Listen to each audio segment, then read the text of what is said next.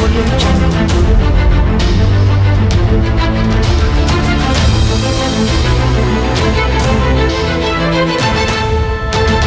Audio Jungle.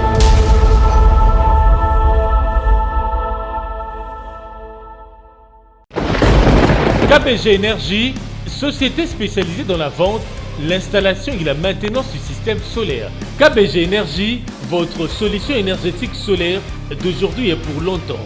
KBG Énergie développe des projets en électricité générale, l'énergie solaire photovoltaïque et les systèmes de secours en Afrique centrale, en RDC et ses environs. KBG Énergie gère votre consommation et votre stockage.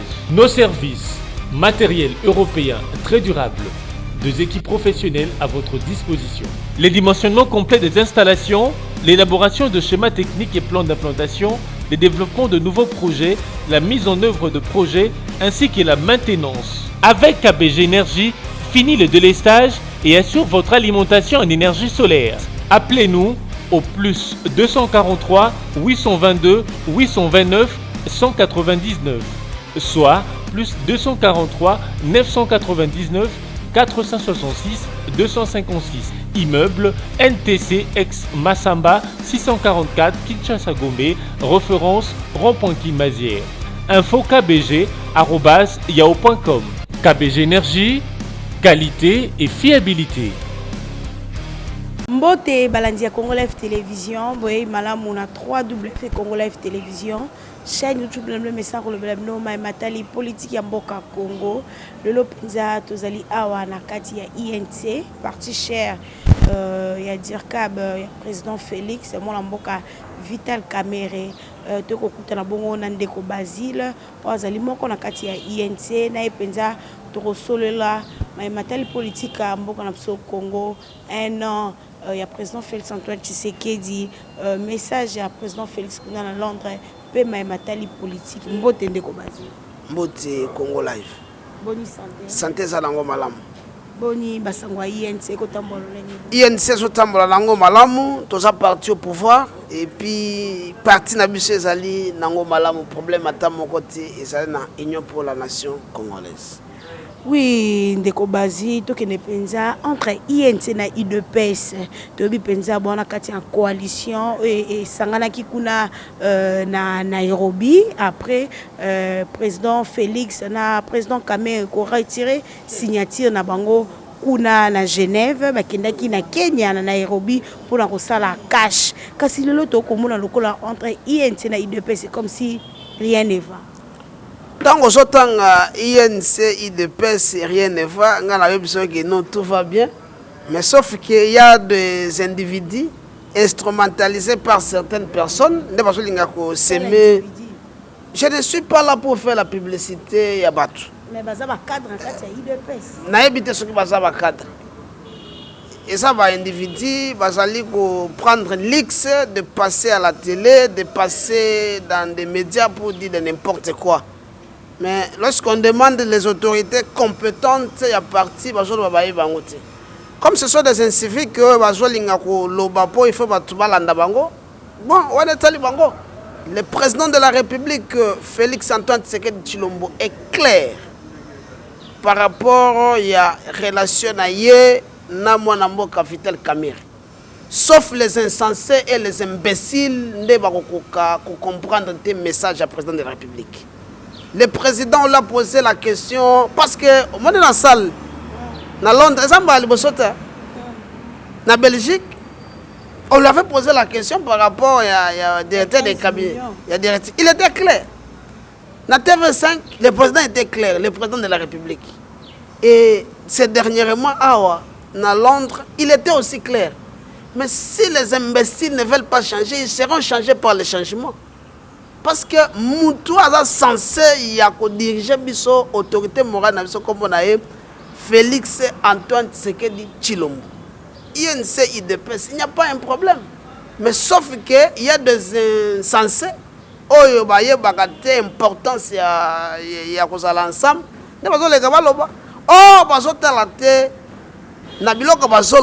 Quelles seraient les conséquences? Moi, je remercie ici Fils Moukoko qui a compris la ténacité d'être ensemble. Il a fait mise au point.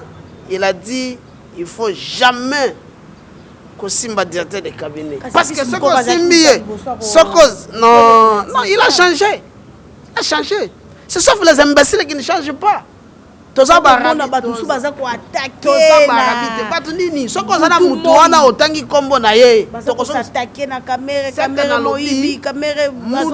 mutu oyo azali ko attaquer président. Vous amenez son nom, nous aussi nous allons l'attaquer. Parce qu'il ne comprend pas ce qu'il est tenté de faire. Soit il est ivre, il est devant le micro, il dit de n'importe quoi. Moi, je suis prêt d'affronter toute personne qui allègue le fait par rapport à mon président Vital Kamerhe. Ce que le président a fait dans ce pays, c'est beaucoup. Le président de la République est clair par rapport à son directeur de cabinet. Il dit il y a des gens qui veulent semer des troubles, semer des divisions. Cultivons l'amour. Vital Kamerhe, c'est mon directeur de cabinet. Et puis, il est aussi notre allié. Naouti Kolobanazo Lobayango, l'IDPS a fait 37 ans l'opposition. Il n'a jamais eu le pouvoir. Je dis jamais. Il y a eu des élections dans ce pays. Mobutu a organisé les élections ici. Nous avons vu les élections de 2006. Nous avons vu les élections de 2011. Et les 2018, l'IDPS a fait une alliance avec l'INC. Aujourd'hui, l'IDPS est au pouvoir. Nous sommes fiers. l'IDPS est au pouvoir grâce à l'INC. Oui. Parce que nous sommes mais popularité au IDPS. Au salut statistique, il y a le président de la République combien? Il était le meilleur élu. Avec combien de fois? Avec combien de fois? Veka a retiré la candidature, il a mis 4e. Oui, bien. A retiré la candidature, il soutient un candidat. Mais il a mis 4e. Après Chadari, et ça qui fait Veka. Donc, sans ça, Veka, c'est le résultat. Nous sommes clairs là-dessus. Si l'IDPS au pouvoir, c'est grâce à l'INC. Ah bon? Ce que de l'Ongo, il va voir, na biso ya INC. Oh, il y a ST, na Kinshasa. Parce que l'INC est un parti national. Partout au Kenya, il y a l'INC. Au moins, il y a Londres, au moins, il y a l'INC. L'INC est allé partout. Donc, nous sommes fiers. Ils seront changés par les changements. Nous allons les aider à changer. Le président Veka, c'est un monument pour ce pays. Il a beaucoup fait pour ce pays. Il faut le respecter. On m'a dit,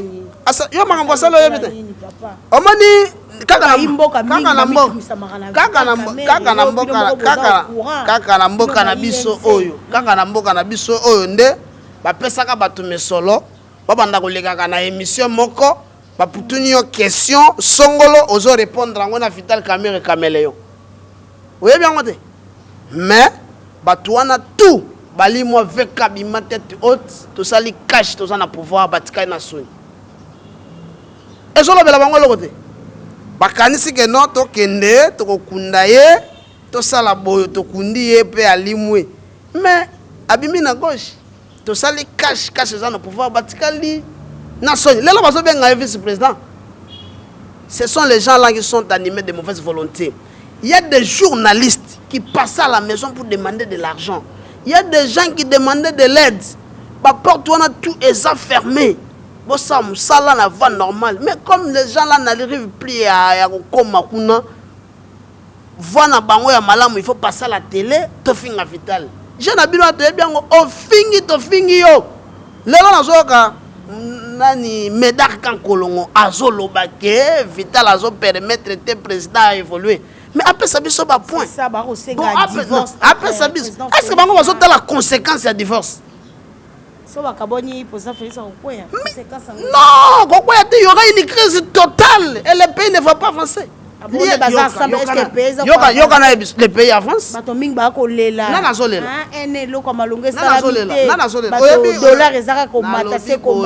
On a mécanisé combien des enseignants? On a mécanisé combien des enseignants? Vous avez ça combien? Vous avez la gratuité au bateau de INC Azalina 8 ministères. Vous imaginez?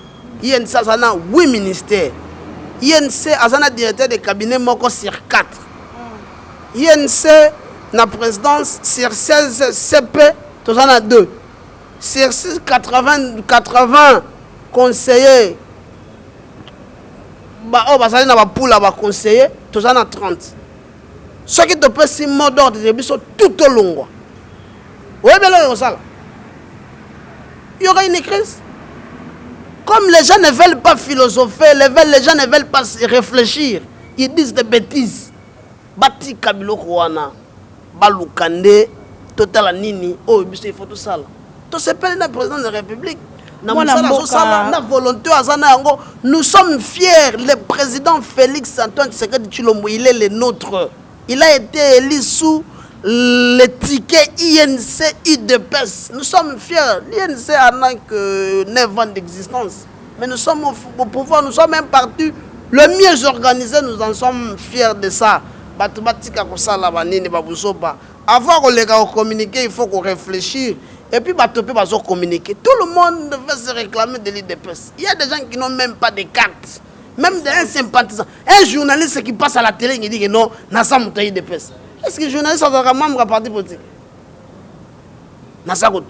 C'est ça aussi, la culture congolaise doit aussi nous apprendre à beaucoup de choses. Donc, Vital Kamerhe te comprendre. Ils ont une machine incapable pour réfléchir, incapable pour avoir une proposition, mais pour que il faut qu'on attaque VK. Tokolande la bino malembe pi, tokosi de sabino.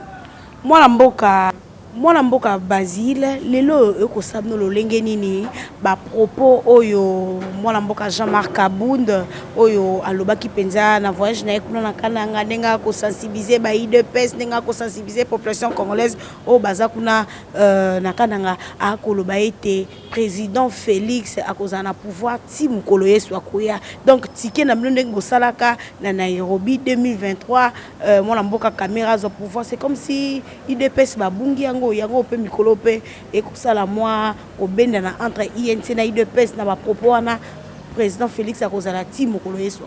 Mais tout ça la constitution na mo la biso non. Nous sommes des juristes, nous dolingaka tant de communiquer, tout ça cadré na ba mibe ko na biso. La constitution dit le président de la République est élu avec un mandat de 5 ans renouvelable une seule fois. Et que ça la paix que nous allons renouveler, c'est d'éviter aux alatiers sokuya na majinini.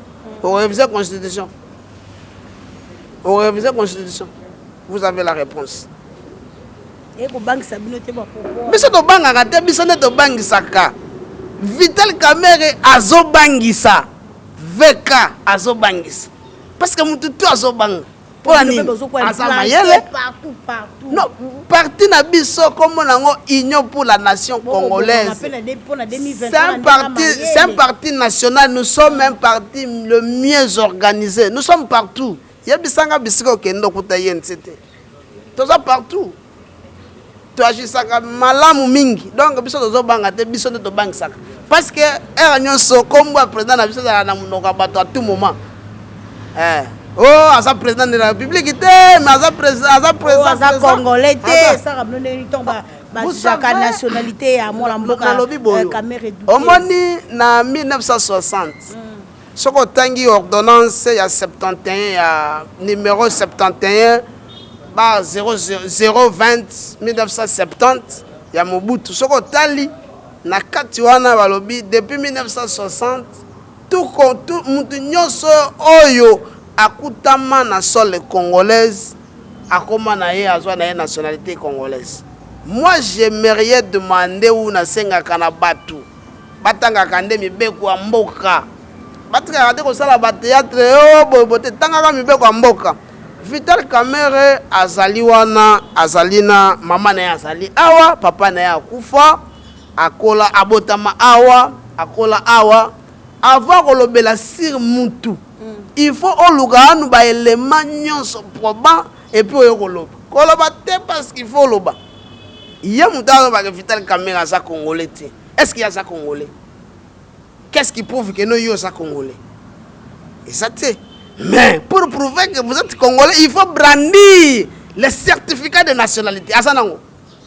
Et ça la a na ministère de la justice. Ba pesa ka yango ka ipa ba congolais. mutu azobaka Vital Kamerhe aza congolais te ye aza congolais eloko nini oyo akoko prouver biso ke aza congolais po alobi kaka na aza congolais prouve-nous que vous êtes congolais il faut en avoir certificat de nationalité omoni mokolo oza certificat de nationalité ne bakotuna yo vous êtes congolais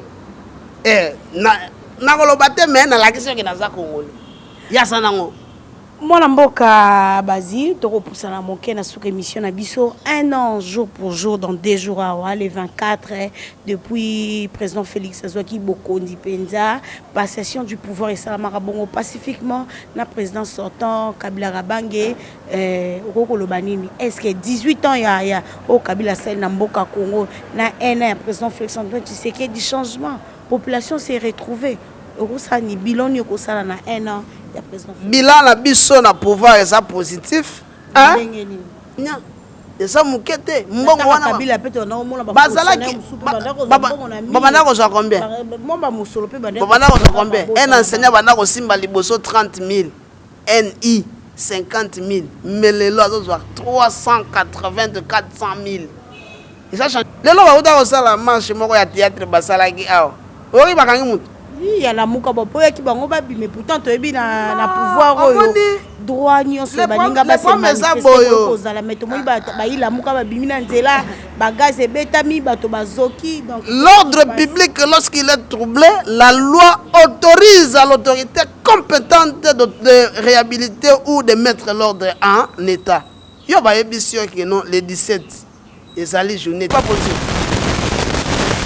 président bakanganga pas balakisi yeke yo oza au-dessus ya loi te loi elobi yaka tosolola totala soki eza bien ok mpona mokolo anga kaka ata samedi ata dimanche ata lundi ata mardi marche na ye nga esalama parce basalango te mpo balobi no mokolo wana ezali toza na capitale baofficiele bakosala sala yango mokolo mosusu aboyi me ntango aboyi bamona yeke no iva trouble l'ordre public basengaki ordre public ezala établi par autorité compétente donc batika bathéâtre et puis wana eza korespecte te lomongo eza te osali marche lelo namoni discours na échange félicitation na mama Bazaïba mpo namonaka yakoma kozala mingi na nsima ya bandeko na biso bacomprendre te parce que depuis bayiba esak abanda oloba te ntango alobi nalobi merci beaucoup ayebisi bango alobi mais tolongwa sikoyo na discours ya vérité des signes comme na balkanisation discours wana ezali depuis Lumumba ti lelo mais président apesaki bango réponse aussi longtemps que je suis président dans ce pays il n'y aura pas la balkanisation kuna ozoyoka te masola bene est ce que bato bakufa ebola ezali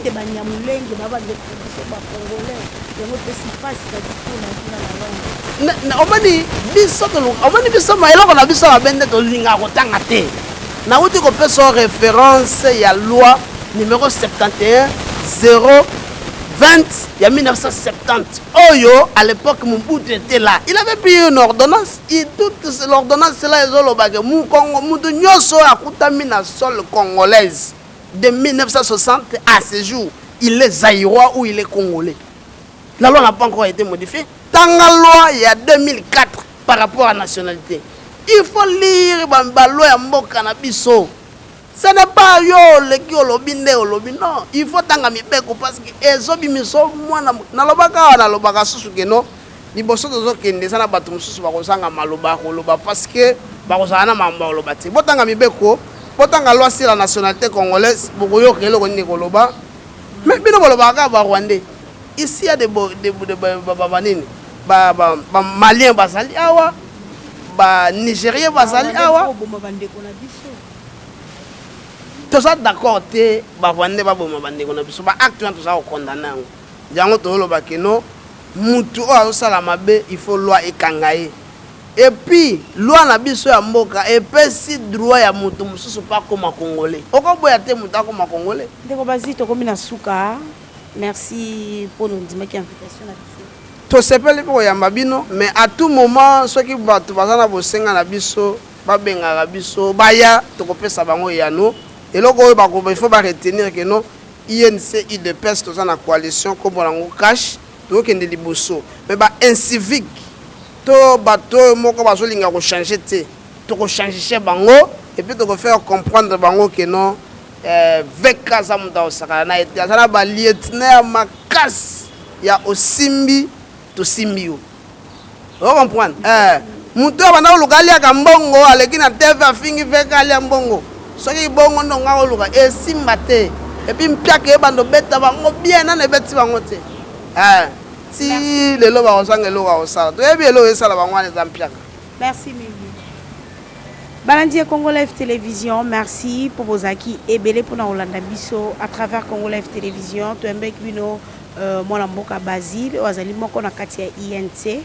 Na epenza to sola qui sur ba question d'actualité sur nous ekoningana entre IDPS na INC bozu penza be anona bino to komina suka. Merci na oza ki mona sima caméra Gibo Tombela.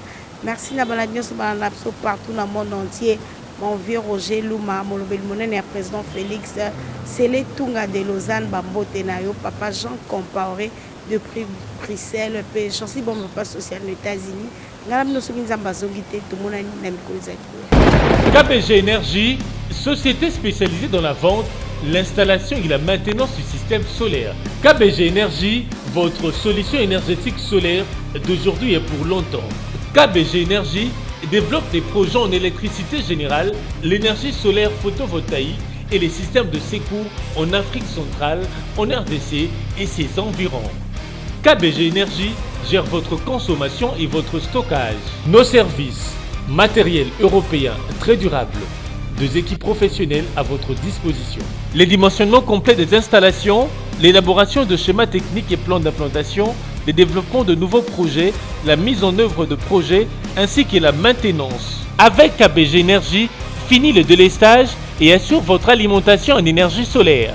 Appelez-nous au plus 243 822 829 199, soit plus 243 999 466 256. Immeuble NTC ex Massamba 644 Kinshasa Gombe, référence rond-point Kimazière. Info kbg@yahoo.com. KBG Énergie, qualité et fiabilité.